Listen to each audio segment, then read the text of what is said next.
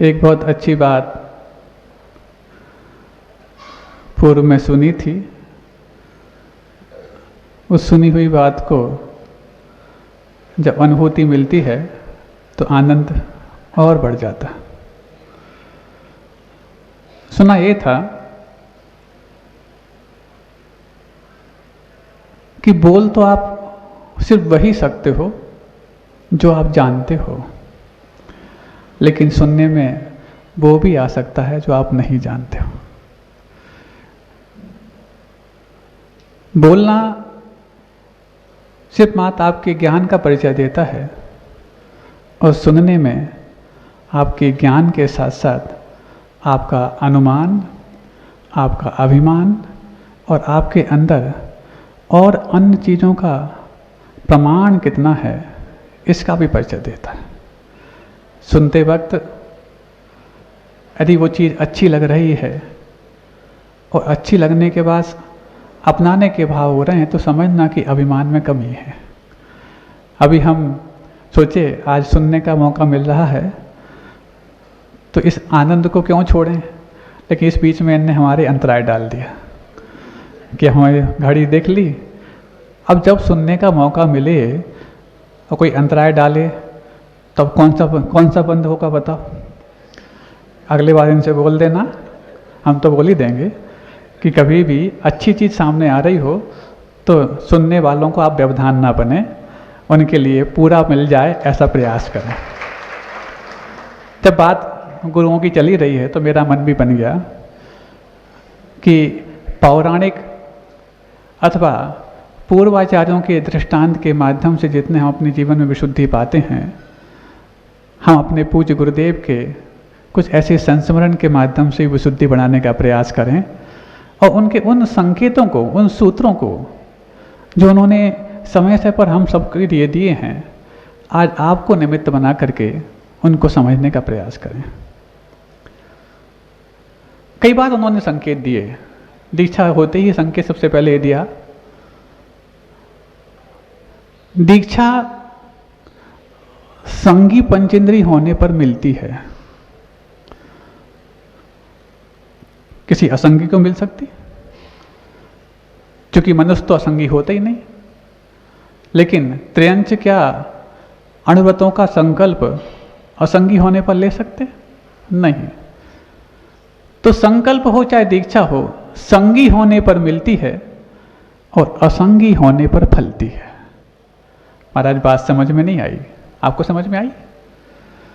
संगी होने पर मिले बात समझ में आती है कि आपके पास मन होना चाहिए, मनोयोग होना चाहिए, तब जाकर के उस दीक्षा का संकल्प आप कर सकते हैं।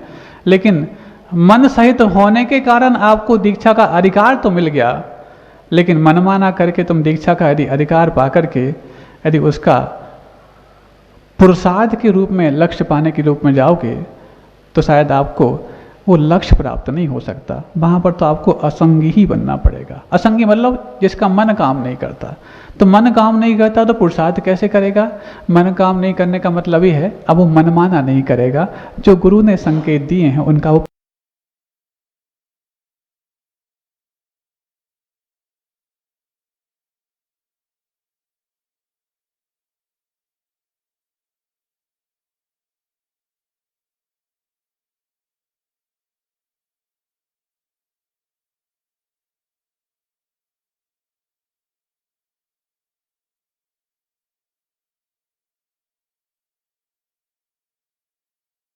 अब अध्यक्ष कुछ करने लग जाए, संयोजक कुछ करने लग जाए, परम संरक्षक कुछ करने लग जाए, तो वो जो कर रहा है तो नीचे का सदस्य वो ही करने लग जाए। वो मंच पे यदि माइक पे बोल रहा है तो मैं भी बोलूँगा, क्योंकि सब सदस्य कमेटी के बराबर हैं। ऐसा होगा तो अव्यवस्था हो जाएगी। बड़े क्या कर रहे हैं ये आपको नहीं करना, लेकिन बड़े क्या कह रहे हैं ये आपको अवश्य करना। और यदि ये तुम्हारे पास आ गया तो तुम्हारा जीवन धन अवश्य हो जाएगा। फिर उन्होंने कही बात, ये उस समय की बातें हैं जब पूज्य गुरुदेव ने हम सबको संस्कारित किया। क्योंकि भले ही दोनों महाराजों को साथ में संस्कारित किया था, हमको कुछ पहले संस्कारित कर दिया था, लेकिन गुरुदेव के जो सूत्र थे सबके लिए सामान हुआ करते थे। उस समय तीसरी बात कही गुरुदेव ने, अपनी साधना को आदर्श बनाना लेकिन आदर्श का मतलब आईना भी होता है। अपनी साधना को आदर्श बनाना, लेकिन किसी को आईना दिखाने के लिए आदर्श मत बनना। बात समझ में आ रही? तुम इतने आदर्श बनना कि दूसरा तुम्हारे लिए आईना बना ले, लेकिन उनको आईना दिखाने के लिए तुम यदि आदर्श बनोगे तो शायद तुम गफलत में रहोगे। चौथी बात गुरुदेव ने कही, जो आज प्रतिभा स्थली चंद्रगिरी के संत निवास में एक ऐसी पट्टी पे लिखी हुई है, कई बार मैं याद करता हूं, कि साधक यदि अपनी साधना से च्युत हो, साधक यदि अपनी साधना से च्युत हो, ये तो उसका पतन है ही, लेकिन किसी को सुधारने का बीड़ा उठा ले, ये भी पतन से कम नहीं। महाराज, इसमें क्या गलत है? किसी को सुधारने का बीड़ा उठाने में दिक्कत क्या है? नहीं, तुम सुधारने का भाव करना, सुधारने का प्रयास करना, सुधारने की योग माहौल तैयार करना, ये सब तो ठीक है, लेकिन मैं सुधार के ही रहूंगा ऐसा अभिमान मत कर लेना, नहीं तो तुम अपनी साधना से च्युत हो जाओगे। और इस बात का तो पालन हमारे केवली भगवंतों ने भी किया है। जगत कल्याण की भावना भाई, तब तो जाकर के वो तीर्थंकर बने, क्योंकि दर्शन विशुद्धि भावना मात्र इतनी नहीं मानी जाती कि आप अपने सम्यक दर्शन को शुद्ध बनाएं, 25 दोषों से रहित निर्मल बनाएं। इतना ही मात्र होता तो हर छायक सम्यक दृष्टि तीर्थंकर प्रकृति का बंद कर लेता। लेकिन छायक सम्यक दृष्टि भी तीर्थंकर बने जरूरी नहीं, और क्षयोसम सम्यक दृष्टि को भी तीर्थंकर प्रकृति का बंद ना हो, ये भी जरूरी नहीं, वो भी कर सकता है। तो किस बलबूते पर कर सकता है? तो लोक कल्याण की भावना को दृष्टि में रख करके कर सकता है। लोक कल्याण की भावना आप समझते हैं ना, प्राणी मात्र का कल्याण हो, और प्राणी मात्र का कल्याण की भावना, उनको कल्याण करने के प्रयास, ये सब चीज जब ये आपके 25 दोषों से रहित सम्यक दर्शन के साथ जोड़ते हैं, तो वही भावना आपकी दर्शन विशुद्धि भावना बन जाती है। अब ये 16 कारण भावना में पहली भावना है, बाकी 15 आप भाव तो ठीक, नहीं भाव तो भी ठीक, लेकिन एक मात्र तो ये कंपलसर है, बाकी दूसरे से भी तुम्हारा तीर्थंकर प्रकृति का बंध हो सकता है।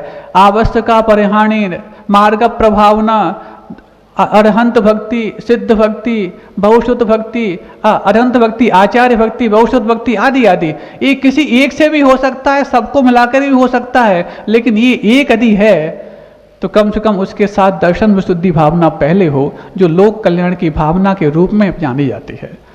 अब सोचो, ऐसे महान व्यक्तित्व ने लोक कल्याण की भावना की, जगत कल्याण की भावना की, जगत कल्याण की भावना किए बगैर वो तीर्थंकर प्रकृति का बंध नहीं कर सकते थे, तो क्या जगत का कल्याण कर गए? अरे हम लोग जिसके बारे में भावना भाते हैं, वो भावना कई बार साकार होने की उम्मीद रखते हैं और कई बार हो भी जाती है, लेकिन अब इतने बड़े विराट व्यक्तित्व ने उस भावना भाई, तब तो जाकर तीर्थंकर प्रकृति का बंध कर पाया, तो क्या वो पूरे जगत का कल्याण कर पाए? नहीं कर पाए। वो जगत कल्याण की भावना से स्वयं का कल्याण तो कर गए, लेकिन जगत का मैं कल्याण करके रहूंगा ऐसी यदि भावना भाते तो न स्वयं का कर पाते न जगत का कर पाते। तो लोक कल्याण की भावना जब उनने भाई, लेकिन उनकी इस भावना को इतना बड़ा प्रसाद मिला, इतना बड़ा प्रसाद मिला कि आज उनके जाने के बाद भी जो उनके बारे में भावना भाता है, उसको आज भी अरहंत भक्ति, आचार्य भक्ति, बहुश्रुत भक्ति का सौभाग्य मिल सकता है। गुरुदेव कहते कि जरूरी नहीं है कि तीर्थंकर प्रकृति का बंध करने के लिए 16 कारण भावनाओं को भाने के लिए किसी पादमूल की आवश्यकता है, केवली या शुद्ध केवली के पादमूल की आवश्यकता है, क्योंकि तत्वाद सूत्र और उनकी परंपराओं में ऐसा कहीं नहीं लिखा कि तीर्थंकर प्रकृति की भावना के लिए पादमूल की आवश्यकता है। अन्य ग्रंथों में मिलता अलग बात है, लेकिन यदि ये आवश्यक होता तो तत्वाद सूत्र जैसे महान ग्रंथ में वर्णित क्यों नहीं होता?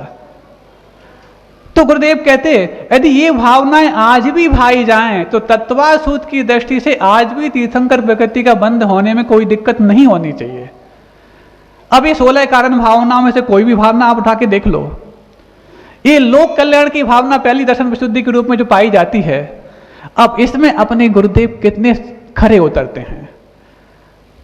सम्यक दर्शन तो उनका निर्मल था ही, तब तो जाकर के निशंकित, निकांक्षित, निर्विचिकित्सा और अमूढ़ दृष्टि, ये 4 अंग जो शासित होते हैं, उसमें तो उन्होंने अपने जीवन को इतना उन्नत बनाया कि हम सबके लिए वो आदर्श बन गए।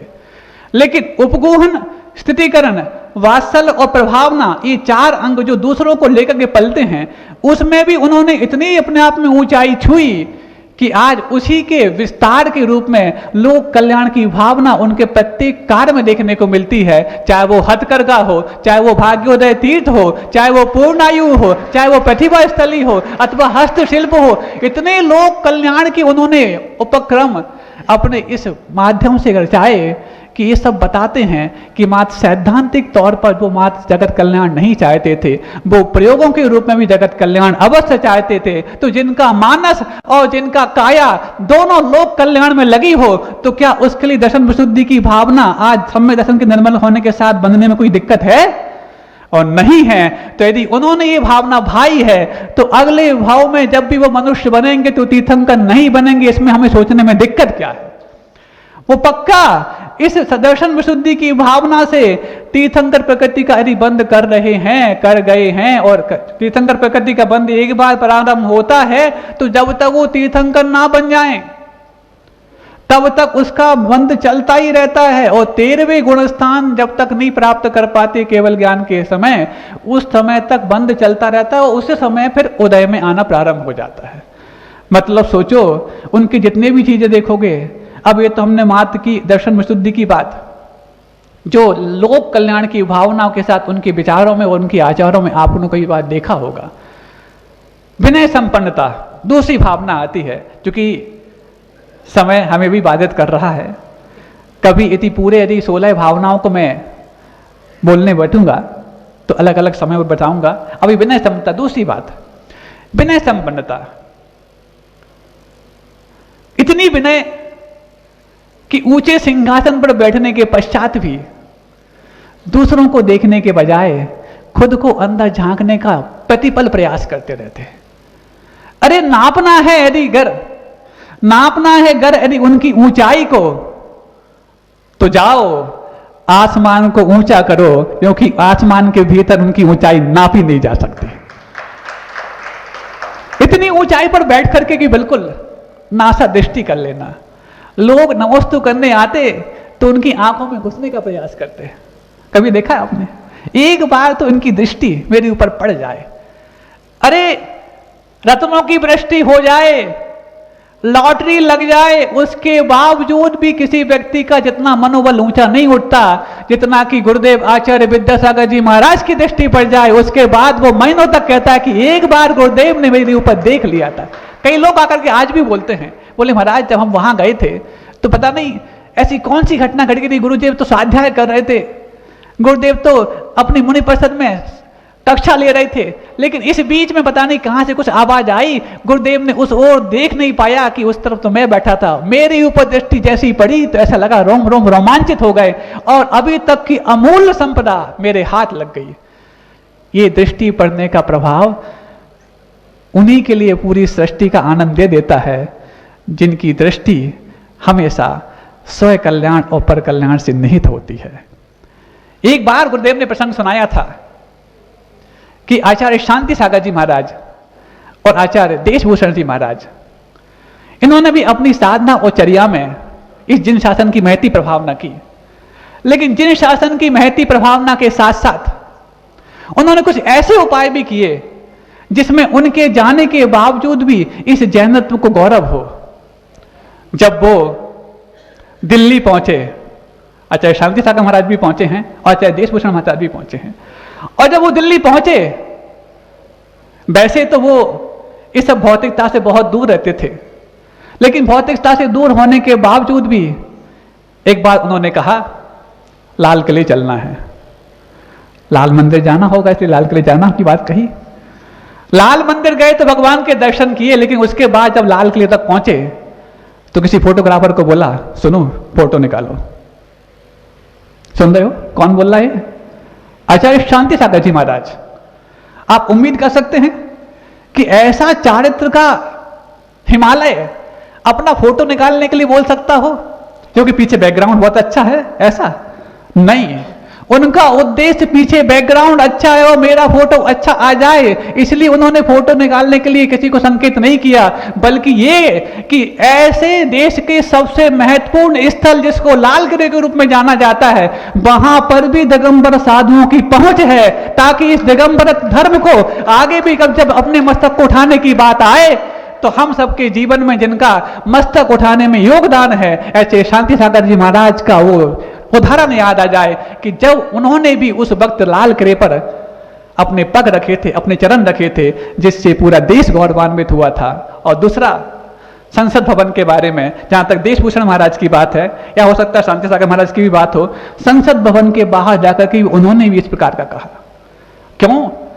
देश के पूरी जनता का निर्वाह देश के जिस केंद्र से होता है, उस केंद्र में भी जहां पर पूरा का पूरा मुख्यालय जहां होता है, उस मुख्यालय पर भी अपनी दखल रखने का अधिकार आज दिगंबर साधुओं को है।